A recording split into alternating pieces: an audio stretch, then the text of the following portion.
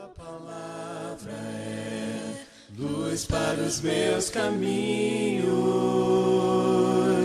Tua palavra é lâmpada para os meus pés. Olá, muito bom dia, boa tarde, boa noite. Seja também muito bem-vindo, muito bem-vinda à quarta aula do curso de Interpretação Bíblica. Bom, como tenho feito, antes de seguirmos para a aula, eu quero compartilhar com você uma breve meditação. Essa meditação está lá em Atos 10, tá? Então eu vou pedir aí para você dar uma lida lá em Atos 10, vai fazer um relato. Lucas faz um relato sobre o centurião Cornélio. E eu vou fazer aqui um breve resumo para a gente trazer aí uma meditação até por conta do que nós vamos ver daqui a pouquinho, tá bom? Então olha só, lá no versículo 2 do capítulo 10, vai dizer assim: ele, Cornélio, né, e toda a sua família eram piedosos e tementes a Deus. Dava muitas esmolas ao povo e orava continuamente. Depois no versículo 4, aliás, eu diria aqui que Cornélio e a sua família eram pessoas religiosas, né? Eram os que nós conhecemos aí, muitas vezes falamos sobre pessoas religiosas, e eu diria que ele era uma pessoa religiosa. E eu vou dizer por quê daqui a pouco. E aí no versículo 4 diz que o anjo respondeu, suas orações e esmolas subiram como oferta memorial diante de Deus. Então olha só, Deus falando com ele, né? Chamando ele para junto, né, de Deus. Vemos aí ao longo do texto, você vai notar isso, né? Que o contexto ele vai dizer que Pedro também estava lá em Jope e também Deus falou com ele. Então ele vem para Cesareia ao encontro de Cornélio e aí ele prega o evangelho para Cornélio. E aí nós vemos lá nos versículos 46 e 47 que diz assim: a seguir Pedro disse: pode alguém negar a água, impedindo que estes sejam batizados? Eles receberam o Espírito Santo como nós. Pedro está se referindo aí àquela descida do Espírito Santo que aconteceu cerca de 15 anos atrás, lá em Atos 2, lá no dia de Pentecostes, né? Que foi a descida que Deus prometeu aí do Espírito Santo. E aqui estava tendo aí uma repetição dessa descida agora, naquela ocasião para os judeus, agora para o primeiro gentio aí, o Cornélio, tá? Então, ordenou que fossem batizados em nome de Jesus Cristo. Então, olha só, se antes Cornélio era um religioso, agora ele passou a ser aquilo que Deus queria que ele fosse, um discípulo de Jesus, um cristão. Por quê? Porque ele fora batizado em nome de Jesus. E aí eu deixo uma conclusão, né? Mesmo com todas essas qualidades, Cornélio estava perdido e precisou ser batizado para ser salvo. Quantas pessoas boas não tem por aí, não é verdade? Você deve conhecer muitas pessoas boas, religiosas por aí. É possível que você esteja vendo esse curso, você também seja uma pessoa religiosa, porque você ainda não executou o batismo bíblico. E sejam quais forem as suas bondades, né, tais atos não traz salvação. É necessário o batismo em nome de Jesus. Ou, como diz também Mateus, em nome do Pai, do Filho e do Espírito Santo. E que é em nome de Jesus, porque Jesus, essa missão é de Jesus, a salvação é por meio de Jesus. Por isso ele é o nosso Salvador. Ok, vamos lá então. Aula 4, hoje nós vamos ver procedimentos para interpretação e vamos também fazer um esboço, né, usando esses procedimentos de interpretação, fazer um esboço sobre o batismo de Jesus. Vamos lá? Procedimentos para desenvolver um estudo bíblico. Nós temos visto aí nas aulas anteriores, né, que precisamos ter cuidado ao desenvolver estudos bíblicos. Lá em Tiago, capítulo 3, versículo 1, ele vai dizer: meus irmãos, não sejam muitos de vocês mestres, pois vocês sabem que nós, os que ensinamos, seremos julgados com maior rigor. Mestre é aquele que ensina, a ideia aqui é o sentido daquele que ensina, né? Um professor, vamos dizer assim. O que a gente tem que... A ideia aqui é que sempre meditemos nesse versículo. Eu, particularmente, medito muito nesse versículo. Por quê? Porque eu sei, e aqui está dizendo bem claro, que o Senhor irá pesar um pouco mais as suas mãos sobre, na ocasião do juízo, né? Sobre nós que ensinamos. Tá? Então, por isso, é preciso dedicar tempo para preparar um estudo. É preciso dedicar tempo de qualidade para que o estudo seja de qualidade. E o propósito desse curso é trazer esse alerta, sim, mas também ensinar a desenvolver o estudo bíblico, ou o sermão, né, mas com o respaldo, obviamente, de ferramentas que já aprendemos, e principalmente, né, a Bíblia, né, as Escrituras.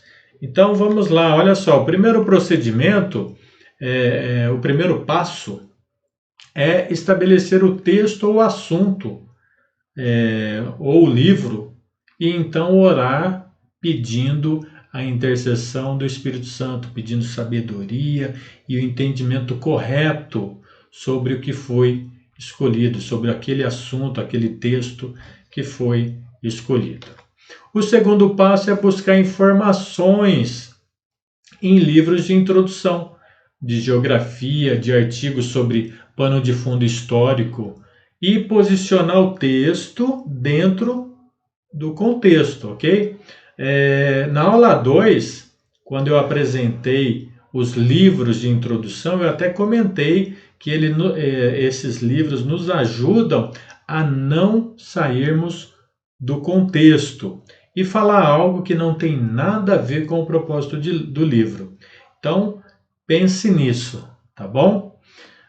O terceiro passo é ler o contexto geral e o contexto imediato. Mas, Marino, o que significa isso? Vamos lá. Por exemplo, eu quero estudar, quero desenvolver um estudo dos versículos 11 ao 16 de determinado livro, determinado carta. Então, qual que é a ideia? Eu vou ler os versículos de 1 a 11, os anteriores, e vou ler também os versículos após o 16. Então, é aquele imediato, mas também o geral. E quando possível, leia também, é o capítulo 2, então leia o capítulo 1 e o capítulo 3, porque aí isso vai trazer mais informações e melhorar o seu contexto.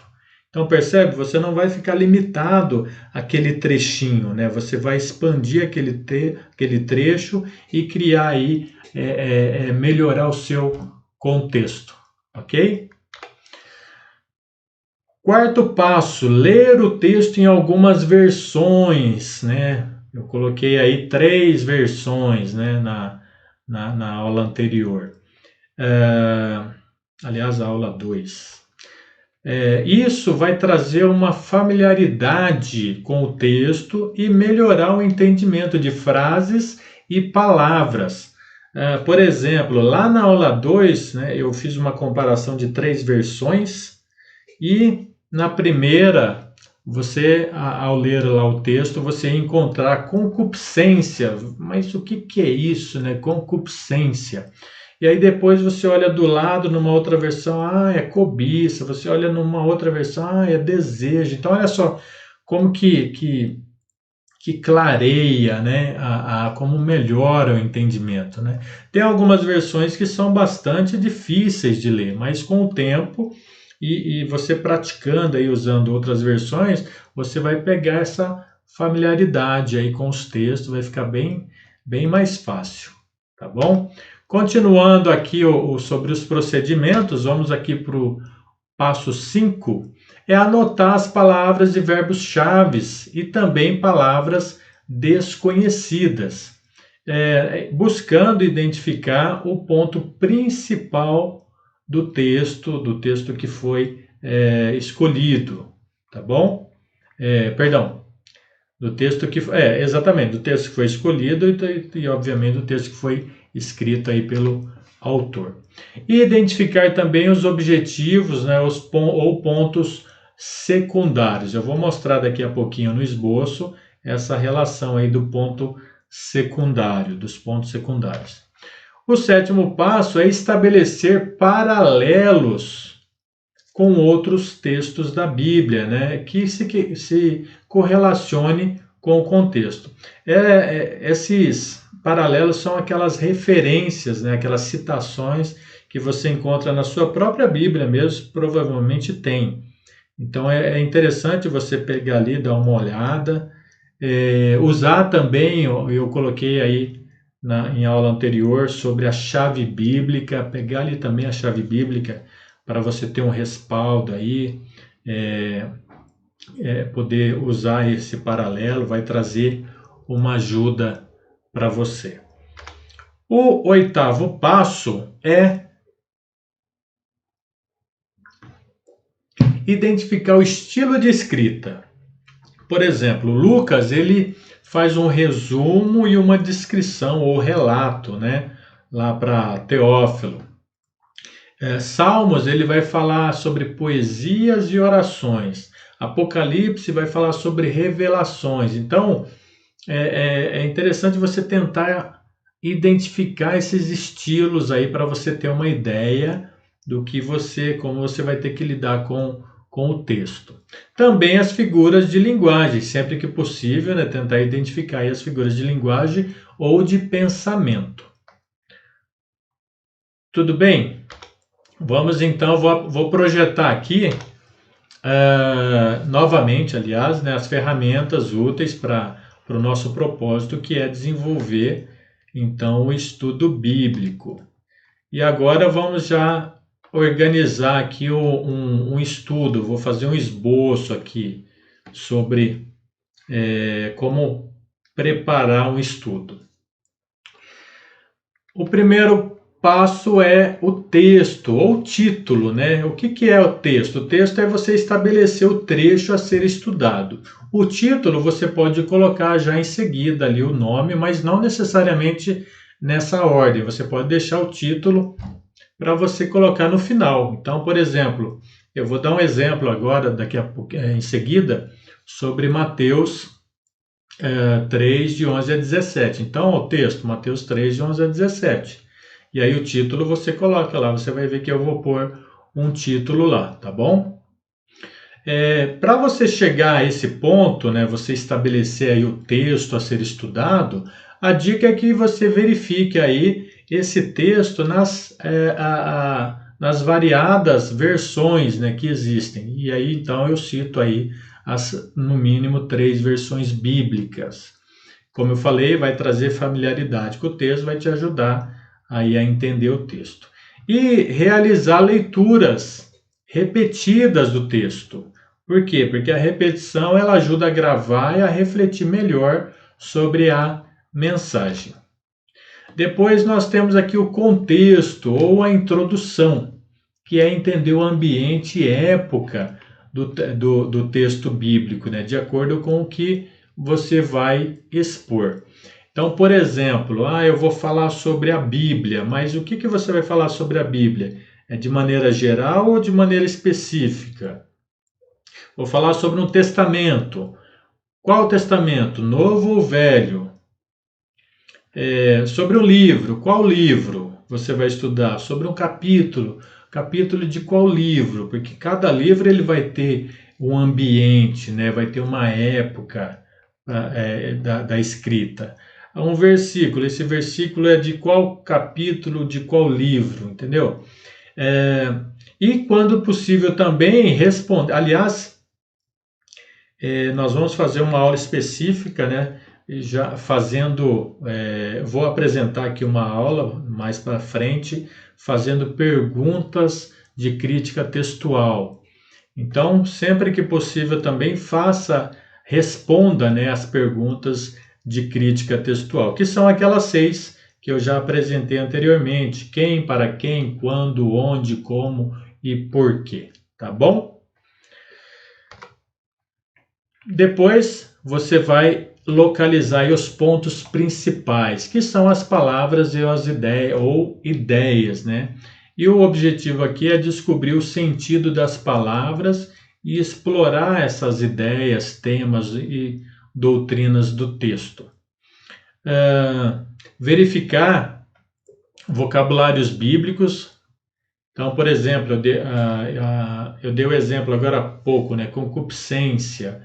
Então, você vai ver que tem alguns vocabulários mais difíceis, né? Então, é importante você ter compreensão desses vocabulários. Por isso, reforço aí a ideia de você usar outras versões para você comparar isso. Estudar, usar estudos anteriores, você pode também buscar estudos anteriores, se você tiver, ou aproveitar conversas que você teve com alguém sobre determinado assunto, uma meditação que alguém mandou para você, você pode pegar também ali, mas sempre tendo cuidado, claro, para ver se está dentro do contexto, entendeu? Mas nada impede que você aproveite aí esses estudos, ou também aproveitar ideias de outros. Por exemplo, pegar um autor, o autor fala determinada coisa, e dentro daquele estudo você diz, né, o autor tal, ele cita essa mensagem, esse versículo dizendo assim. Então, não tem problema, tá? A palavra de Deus, ela se renova, não é?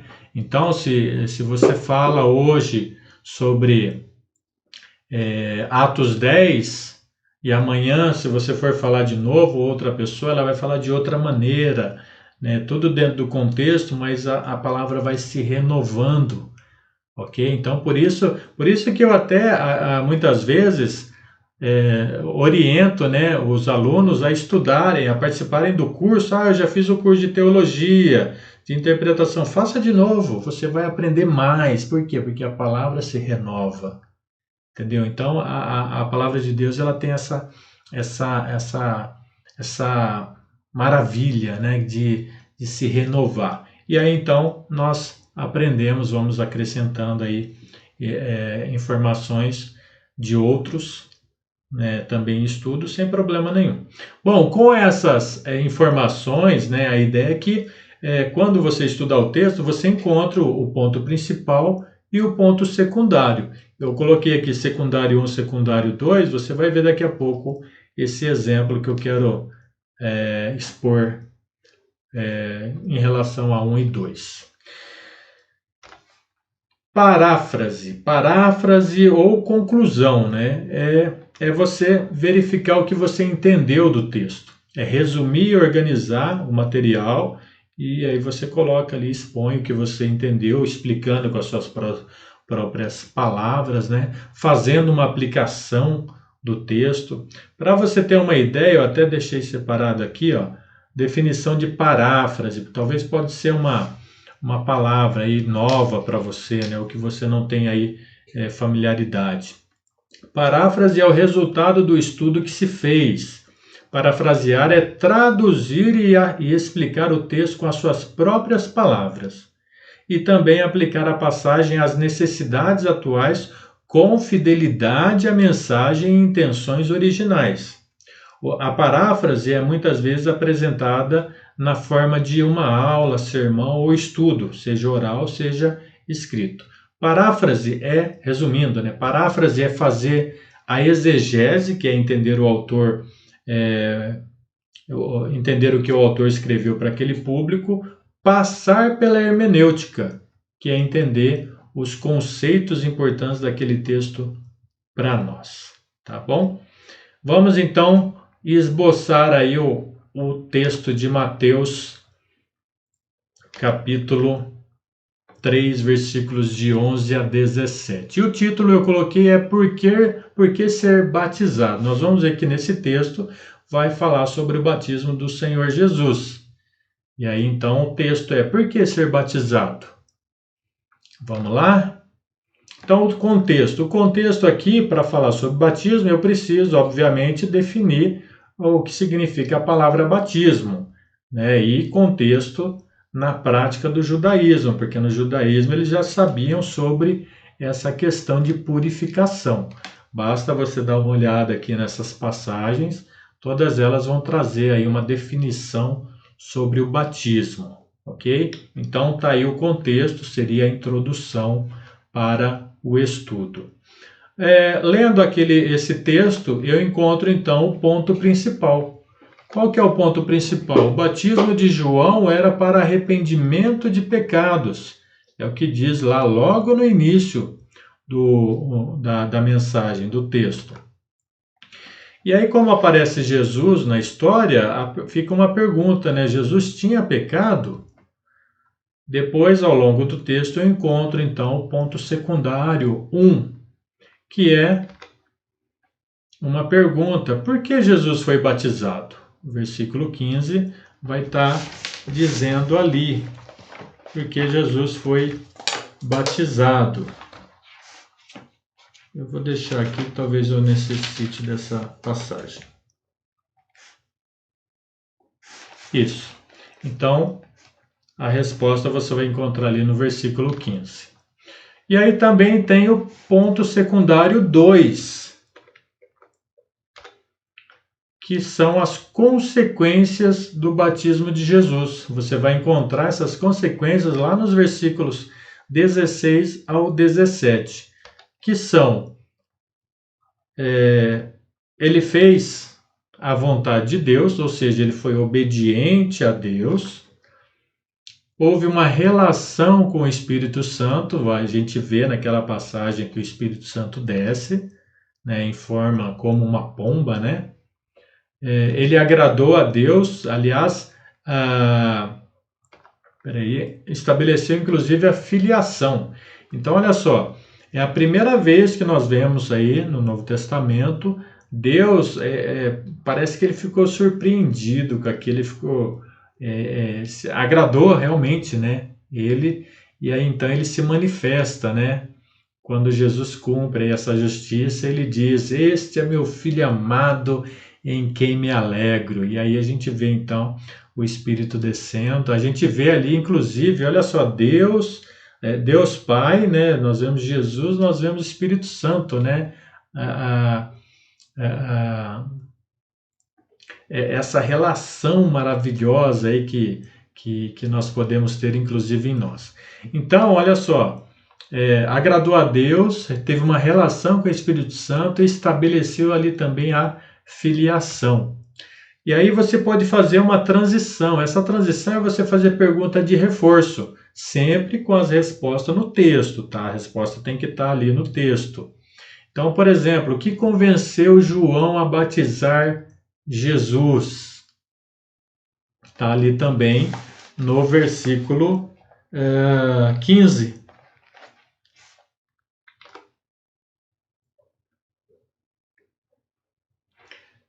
Que inclusive, antes de eu fazer isso, eu estava confirmando um detalhe. Então, o que convenceu João a batizar Jesus? Jesus respondeu: assim, deixe assim por enquanto. Convém que assim façamos para cumprir toda a justiça.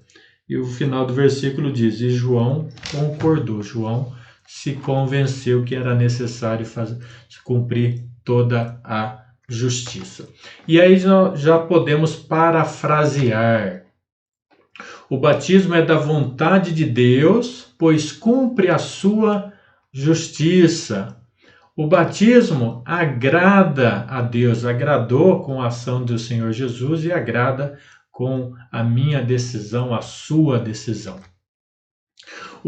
Jesus estabeleceu um exemplo e padrão a ser seguido. Olha só, o mestre tomou uma decisão. Então, os seguidores do mestre também devem tomar aí essa decisão, né? Um padrão a ser seguido por outros. O batismo de Jesus trouxe ligação do batismo da água, da imersão, com o Espírito Santo. Olha só, a água com o Espírito Santo. O batismo de João não era suficiente. Nós vemos lá no versículo 11. Por isso é necessário o batismo, a imersão, mas em nome de Jesus, né? Então o batismo demonstra seriedade e compromisso dos verdadeiros discípulos de Cristo em cumprir a vontade de Deus. E aí uma aplicação, né? É possível então que haja, que você que está assistindo esse vídeo, você não tenha sido batizado.